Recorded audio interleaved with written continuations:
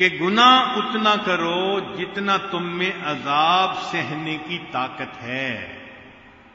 حضرت مفتی محمد شفیع رحمۃ اللہ علیہ فرمایا کرتے تھے کہ تم جتنا چاہو گناہ کرو، اگر اللہ تعالی نے تمہاری اسی زندگی کو جہنم کا نمونہ نہ بنا دیا تو میرا نام بدل دیتا۔ اور واقعی ایسا ہوتا ہے کہ جو انسان گناہوں میں لگتا ہے اسی دنیا میں اور پھر کہتا ہے جی اس جینے سے تو مر جانا اچھا تھا، پریشان ہے تو کہہ رہا ہے نا کہ جینے سے مر جانا اچھا تھا، تو بہتر ہے انسان گناہ ہی نہ کرے۔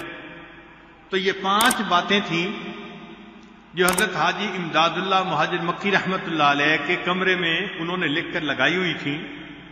پہلی بات، دنیا کے لیے اتنی محنت کرو جتنا تمہیں دنیا میں رہنا ہے۔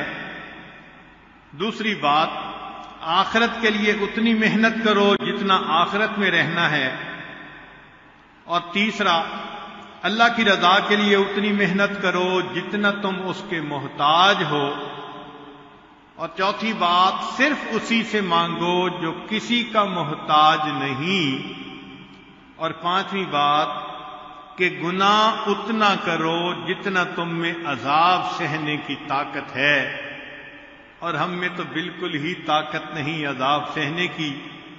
لہذا آج کی اس مجلس میں ہم اللہ رب العزت کے حضور یہ فریاد کرتے ہیں کہ اے کریم آقا، ہم پر رحمت کی نظر فرما دیجئے، ہمیں گناہوں کی ذلت سے بچا دیجئے۔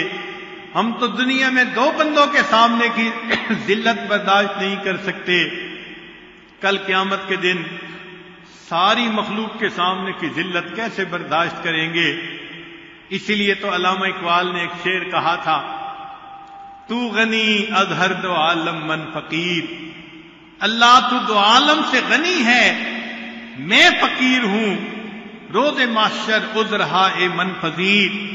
اللہ قیامت کے دن میرے عذروں کو قبول کر لیجئے گا، گر تمہیں بینی حسابم ناگزیر۔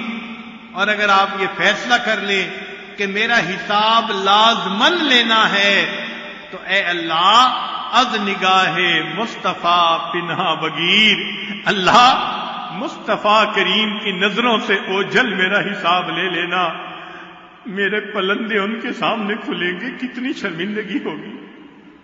تو آج وقت ہے ہم اپنے گناہوں سے سچی توبہ کر کے اپنے اللہ سے اپنے گناہوں کو بخشوا لیں۔ پروردگار عالم دنیا اور آخرت میں ہمیں اپنی حفاظت عطا فرمائے۔ وآخر دعوانا ان الحمد للہ رب العالمین۔